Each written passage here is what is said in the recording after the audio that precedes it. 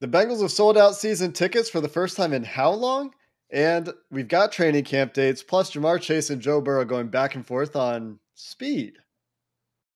You are Locked On Bengals, your daily Cincinnati Bengals podcast. Part of the Locked On Podcast Network, your team every day.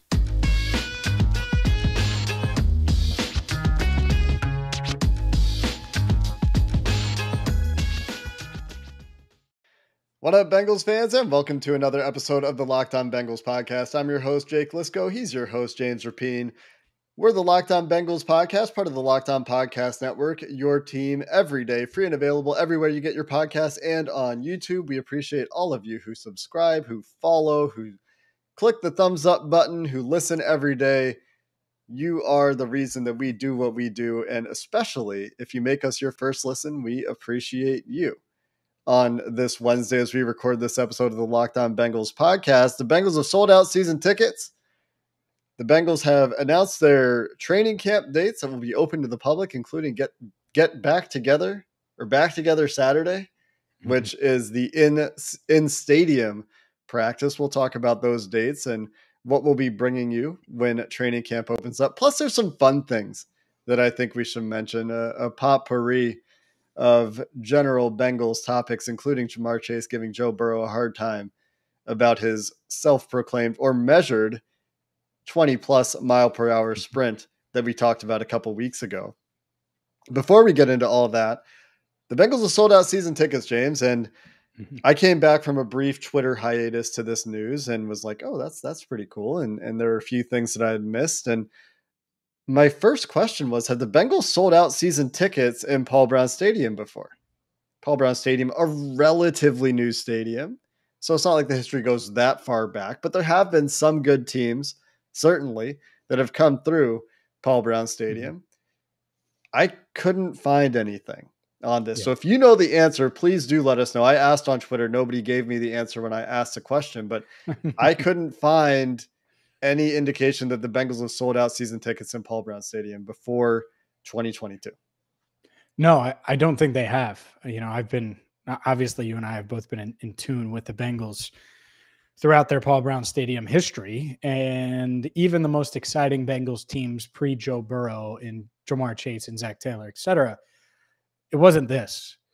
And I think that this is the indicator, right? That this is the most talked about, anticipated Bengals season, maybe ever, but certainly in my lifetime. And, you know, that's the way you could talk about it. Now, was there excitement in 2005? And you had Carson Palmer's knee injury hanging over things, but still there was a lot of excitement going into that 2006 season. Absolutely. I think back to the Green Bay Packers preseason game where Carson Palmer throws 3 touchdowns in the first half. And that was the most anticipated preseason game in Bengals history, in my eyes.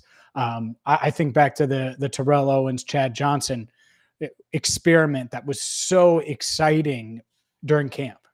And obviously that team flopped, but they had made the playoffs the season before. Terrell Owens arrives at CVG and at the airport, and there's cameras following him. I mean, it was a big deal.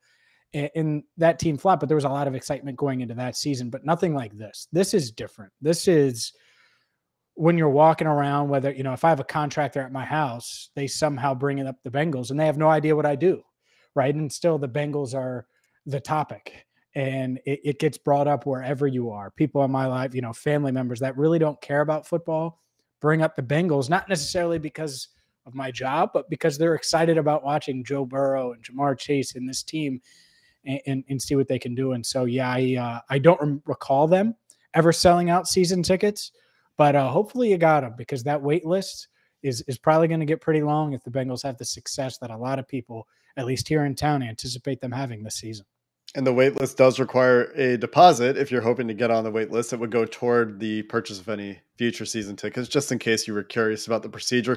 But yeah, I mean, what other season in Bengals history would be more anticipated than one coming off of a Super Bowl run in your franchise quarterback's second professional season? You go back to 1989, 1982, the last 2 times the Bengals were in a Super Bowl, a bit of a different circumstance in both of those cases in terms of the age of the team and expectations around the quarterback. And the young all-pro potential wide receiver, for example. And I'm sure there are some similarities there, but Joe Burrow, Jamar Chase leading the train on this one with a very young offense that has a lot of players that are going to need extensions, as we discussed, is a little bit different. There's also the change in social media, Joe Burrow's personality in general, not to take anything away from Boomer Esiason and Ken Anderson, who are both great players in their own right. They didn't have the following that Joe Burrow does as one of the most popular players in the NFL. And as many have pointed out, including I think Chris Sims, when he recently talked to Joe Burrow, he made the Bengals cool again. And it's been a while, right? You talked about Terrell Owens and Chad Johnson. We've talked a lot about Chad Johnson and Ring of Honor conversations. Is the last time the Bengals were cool. Even in the stretch of years when the Bengals were going to the playoffs every year on Andy Dalton's first contract with AJ Green, they weren't cool necessarily. There might have been a lot of excitement, by the way. I was going to throw out another year, which would be after the Bengals went to the playoffs in Andy Dalton and AJ Green's rookie year, because that was out of nowhere, I think, for a lot of people. That wasn't really expected because they were so bad the year before. Carson Palmer was like, I'm retiring, get me out of here. Then Andy Dalton shows up and suddenly they're back in the playoffs right away as a rookie. And so there may have, I would think, I can't remember, I wish I could, there's probably a lot of excitement going into that second year where it's like, okay, they went to the playoffs as a rookie duo. What's coming next? What's the next step? Yeah, I know there was excitement, but there wasn't this because they got beat by whether it was TJ Yates or whoever the hell it was. Right. And so this is different because you think they can win a championship. Like, we're not talking about the AFC North championship. We're talking about the whole damn thing. And that's the part of it that's different too. You mentioned their Super Bowl runs in 88 and 81. And yeah, MVP quarterback, no doubt about it. But it's not just Burrow's age. They have three guys. We would be old heads on the Bengals roster. We would be like Clark Harris would be our butt. It'd be Clark Harris, Kevin Huber, and Mike Thomas, the safety. Those are the three guys that are over 30. I'm not even 31 yet, and I'm the old head when I go into the Bengals locker room, as far as, if you compare me to players. So, like, there were many years during that stretch of 2011 to 2015, certainly, but even after that, when they were still competitive, they weren't playoff teams, but competitive, there were a lot of guys on the wrong side of 30 and a lot of veterans that they had added.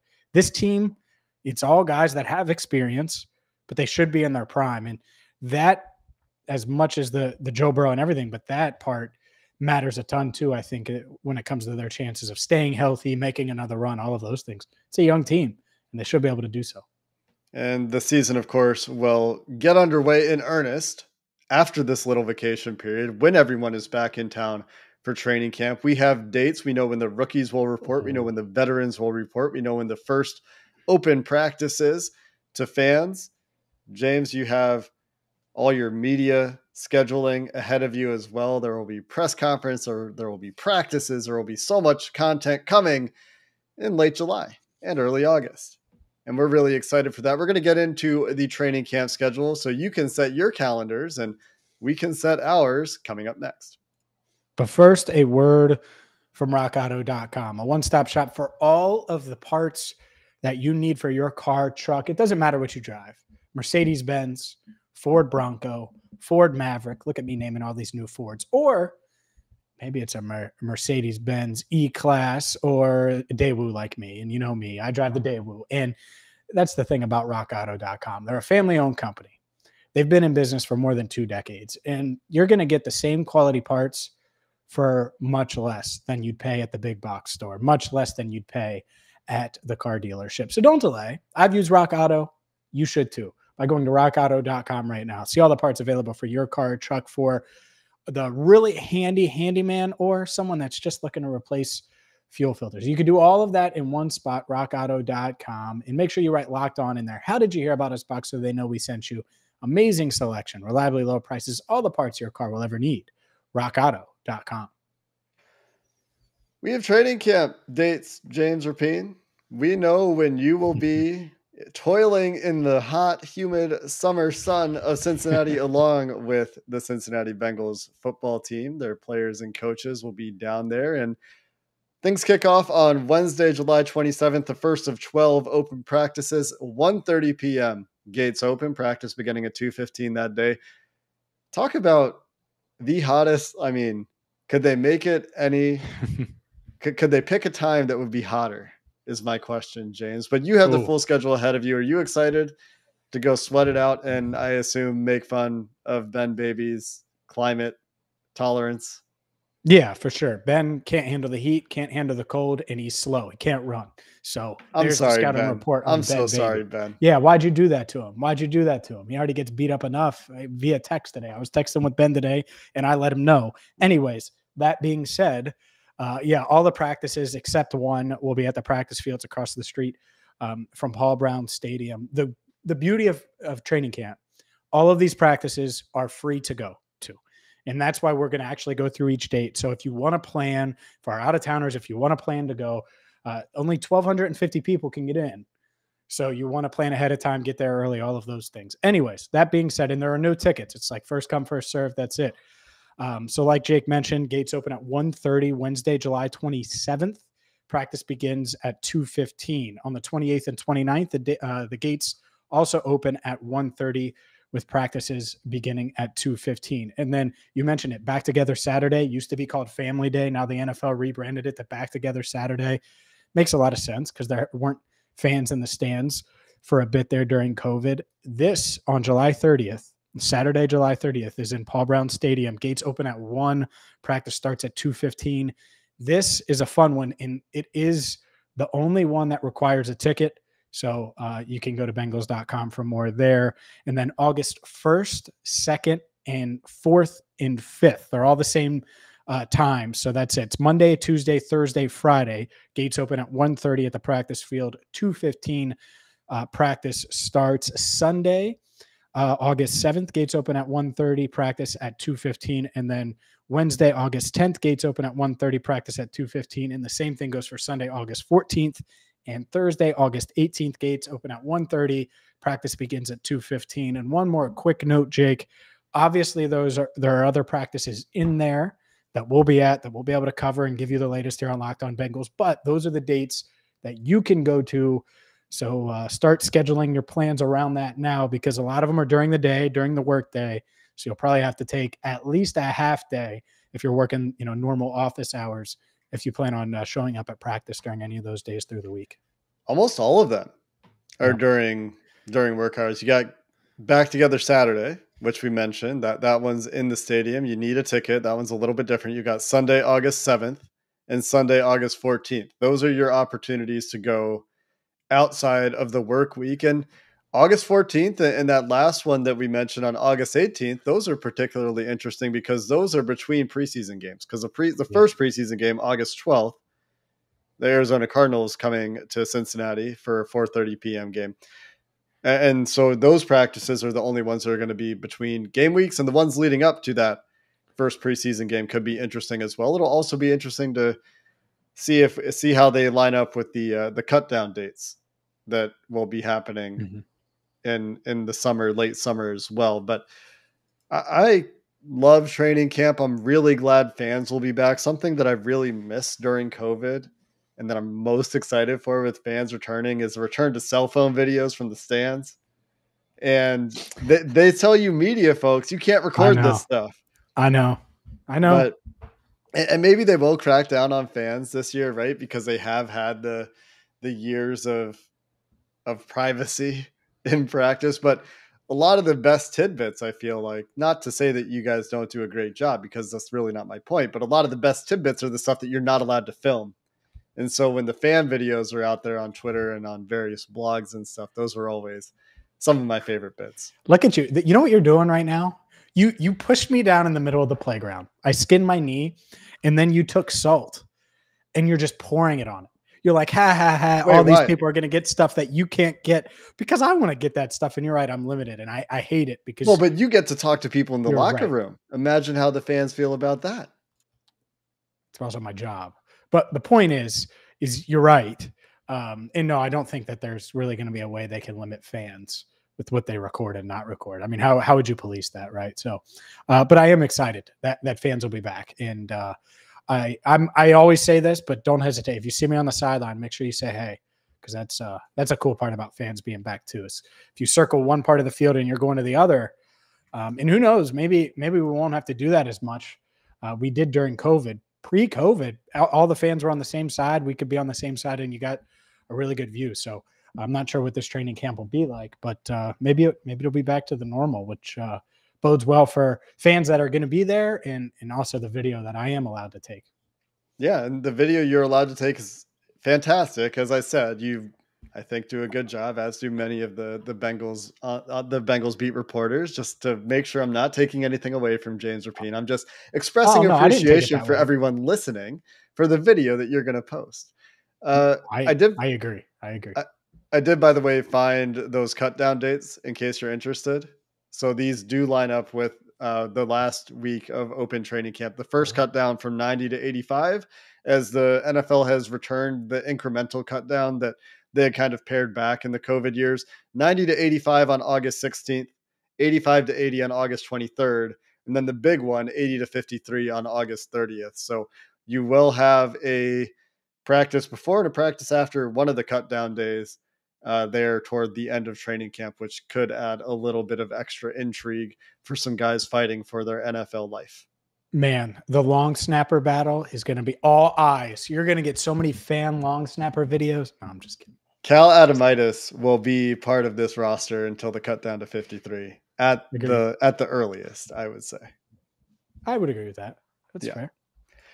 We've got a few other notes to talk about today here. The Bengals fully in offseason mode, as we've discussed. We're talking about training camp dates. We're getting pumped up for training camp here on Locked On Bengals. I'm hoping to make it back for the first time since Coley Harvey was on the beat. If you guys remember him from when he was the ESPN beat reporter before Cat Terrell, before Ben Baby. I only remember because I met Coley Harvey when I was there, as you mentioned, fans from the stands able to interact a little bit with some of the media folks. But that's the last time I was there, hoping to be back this year as well. So if I'm there, like James, you can say hi to me as well. But like we mentioned, some banter between Jamar Chase and Joe Burrow on Twitter, some other little notes that we want to hit before we get out of here. And we'll bring you those interesting observations to wrap up the show coming up next. Coley Harvey, much faster, speaking of speed, than Ben Baby. BetOnline is your number one source for all things betting and sports info. I've used BetOnline. I made a bunch of coin during the NBA Finals betting on Steph Curry and the Golden State Warriors. I did it pre-playoffs, by the way. So, boom, I'm going to stand on that hill. That being said, you can start winning too by signing up for your free account at BetOnline today. And whether it's UFC, boxing, Major League Baseball in full swing, or the NFL season, training camp less than 30 days away. You think Joe Burrow is going to be MVP? You think the Bengals are going to make it all the way back and win a championship this time? You can wager on that and so much more at BetOnline, the fastest and easiest way to check in on all your favorite sports and events. Head to the website today and sign up for free. BetOnline, where the game starts. First fun little note was going to be James, Jamar Chase, Joe Burrow talking about speed. Going to throw a little curveball for you.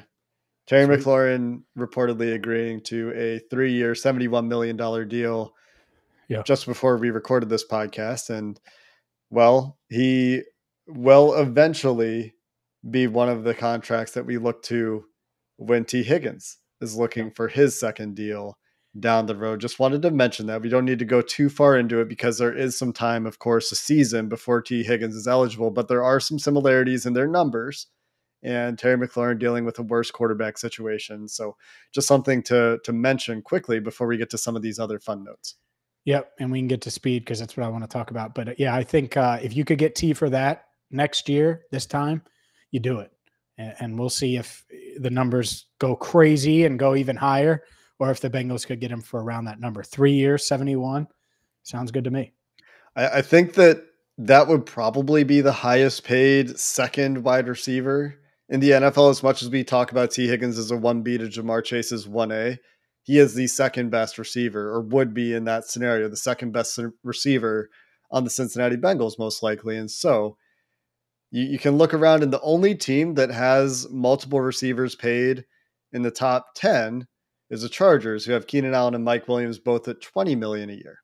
And so if we're talking 23, that's above both of those guys would be 1, 2, 3, 4, 5, 6, 7th for the average per year. Behind Stephon Diggs is where Terry McLaurin's contract slots in. So that will be interesting, as Jamar Chase will probably push the top end of this market eventually, and Joe Burrow will do the same at quarterback. But that is a small note that I wanted to make sure we hit, because it is pertinent to the eventual contract negotiation for T. Higgins. On a lighter note, we talked a couple weeks ago, I think, about Joe Burrow recording that 20.7, 20.8 mile per hour sprint in his GPS tracking gear that they wear, and they get those numbers. And Jamar Chase giving him a little bit of a hard time about that on Twitter. Yeah, he did. He did. Yeah. And I love this. I love the camaraderie, and I love that they go back and forth. And that's how the locker room is. Like, when I try to describe it, and, you know, it's, to me, like, when we're in there, none of these guys aren't themselves. It feels like they're the same as if we aren't there. And so that's a big part of it. I'm looking up the tweet exactly, unless you have it. But yeah, Jamar taking a little shot. Basically said Joey B thinks he's fast, running 20 miles per hour. And I love that. And I love how Joe responded. He said, sneaky fast, which is hilarious. And it's a hilarious back and forth. All right, there we go. He said, Joey B swear he fast, y'all, with 2 crying emojis, like 20 miles per hour is fast. And it's great, because by NFL player standards, specifically NFL receiver standards, that's real slow. That's not fast. You know, but it's still pretty fast for like game speed, to be fair. Like, it's some not of game the speed. It's I know, but if it were game ball. speed, it's quite fast for game speed, 20.8 miles per hour. Sorry, just to throw that out there. It's fast. Yeah, if you got someone hanging on you and you got to beat, you know, press coverage and all of those things that go into that, sure. But 20.8, I bet. What would you put the over under on Jamar? I bet he gets clocked at, when he fully opens it up, 24. I'd say over under 23.5. I would take the over at 24. Go. I think I would take the under. Are we talking out of pads, just like a track sprint? Yeah, just like Joe had, where he's on the field after practice. You don't think he can run 23.5? I think I would still take under, because his fastest in-game speed was 21.66 miles per hour. Right. I think that was his fastest in-game speed. So you're saying he's going to add another 2? Yep. Yeah. I don't know. I don't know the difference between track speed and game speed. Like, I don't know how many miles per hour players add. That's shoulder pads and thigh pads. I know. Yeah. Like, the fastest helmets are heavy, bro. The fastest, like, nobody topped 22 miles per hour in game in 2021. Yeah. I'm going to Google how fast does Usain Bolt run. And we'll see. We'll see what's reasonable here. Yeah, let's. So Usain Bolt is 27.8-ish miles per hour. So he's very fast.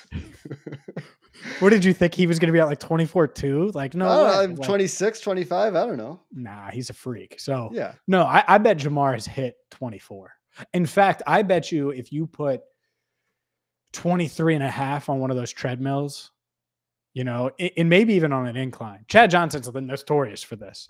He did it like years after. I'm sure he still posted on Twitter where he's like, look at me on an incline running 22 miles an hour. And he does it for like 10 seconds, but it's on a treadmill. I bet you Chase, no doubt, is faster than Chad, but could go 23.5 or more. And so on the field, it's a little different, of course. I would still take the over. I think he would crack 23.5. But this is a fun one that we'll have to write down during camp, because there's a chance I could get both of these guys going back and forth, depending if I catch them on the right day, and maybe get a little video of it. That would be fun. Well, we already have Jamar, or we already have Joe. Sorry, we already have Joe's 20.8 was it? Yeah, but so I just need to get a little. We just need to get Jamar. Yeah, right. But we just need to get Jamar clock now, because you go back to his high school days. He ran an 11.05 second 100-meter dash, which is only a second and a half slower than Usain Bolt's world record, which is a lot when it's 100 meters. But a second and a half is. Yeah. He was in high school, so I'm trying to make your point for you here, James. That maybe he could hit that 24 mark that we're talking about. I will say the 20.8. I talked to Drew Sample last week, and I was like, hey, man, 20.8 miles per hour. Can you beat Joe Burrow in a race? Because they've worked out together. And Drew Sample's bigger, 6'4", 250. And he was like, oh, I think I can, like, beat him in a race. So that would be fun. Like, yeah, Bengals race. Is there a Bengal you think you could beat in a race? No. None of them. Maybe Tyler Shelvin. Maybe. Wow, you didn't say Kevin Huber. I'd smoke Kevin Huber. Kevin Huber can probably still move a little bit, right? He probably can. He might kick my ass in a run. You think Evan McPherson's fast? I think Evan McPherson is at least faster than both of us. Yes. I mean, I'm fast. He's a like Michael professional Scott athlete, you know. Fast. Yeah, running against the police. The police speed checker thing. Yeah, 28 and a half. That's my time. Yeah, 28. All right. Well, that's what Michael Scott said. That's right. Faster than Usain Bolt. Yeah. Right. At least, yeah. Michael Scott in a suit. I won't want to run against him. No. The only other note that I wanted to throw out real quick as we move on from, hopefully other people find this as funny as we do, or people think that we're really lame. Maybe that's what's happening right now. But Andrew Whitworth has landed a post NFL job, and as he sails off into the sunset, just wanted to recognize that we will be hearing from him. Latched on with Amazon. Right, James? Yep. Latched on Thursday Night Football, going to be part of their pre-game, post-game coverage. I think halftime as well. Not going to be on their official desk. That's Richard Sherman and a few others, but him and Aqib Talib did sign with Amazon. New York Post, I think, was the first one to report that. You think you could beat Andrew Whitworth in a race? Man, no. I don't either. No. Maybe. I don't know, man. He's like 6'7". There's the stride makes such a big difference. Yep.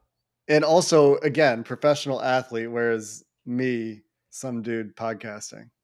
Yeah. The thing with Andrew is he probably, if it was 100 yards, you'd have a shot. He's 40, right? And he's huge. But 30 yards or just top max speed, like he's still a freak athlete. That's why he's still playing at a high level.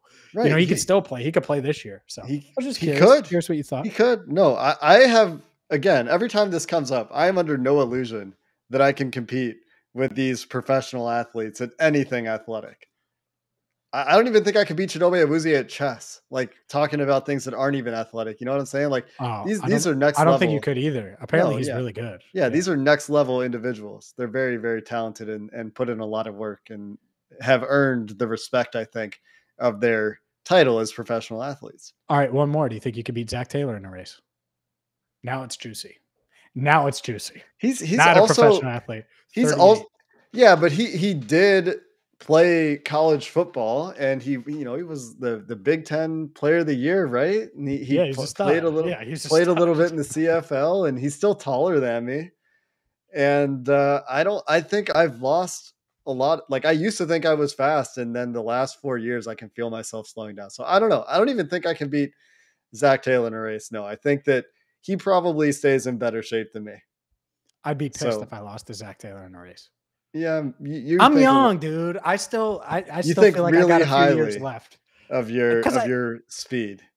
I want you to go run a 40 and get a time. Get out there, get somebody with a hand timer, run a few 40s. So if I run a sub 5, are you off my back? Sure. I mean, I'm not on your back. I don't disbelieve that you're fast, but if I run a sub 5 with you on my back, will you? I'm just kidding. All right. We better get out of here. That's going to do it for this episode of the Locked On Bengals podcast. Coming up, we're going to look around the AFC North. We haven't done this offseason. There's plenty of drama in Cleveland. The Ravens have tried to rebuild and come back without their wide receiver, who they traded away, but they've really put some resources into that defense. And Pittsburgh, with Kenny Pickett, still has a solid defense of their own, especially now with Larry Ogunjobi over there, adding a little bit more punch to that. And defensive top three front. Top three receiver in Pittsburgh. Breaking news. Oh yeah. I was really confused about what you were talking about until I remembered Chase Claypool saying some Chase Claypool things. Anyway, we're going to look around the AFC North. We're going to take a look at some of the best Bengals on the team as well. And the way we're going to figure out who the most valuable Bengals are is we're going to do a little draft. We're going to do some drafting. This idea came from Joe Goodberry, of course, who a few weeks ago, I think, put together his top Bengals on both sides of the ball. And when I talked to him about it, he's like, you guys should do a draft. I was like, yeah, that's a great idea. So we're going to do that in a coming episode as well. Until next time, Bengals fans, we hope you enjoyed this episode of the Locked On Bengals podcast and you enjoy the episodes we have coming your way as we get into July, when training camp will soon be upon us. Sooner than you think. Training camp and the preseason will be back. Until next time, Bengals fans, hoo day and have a good one.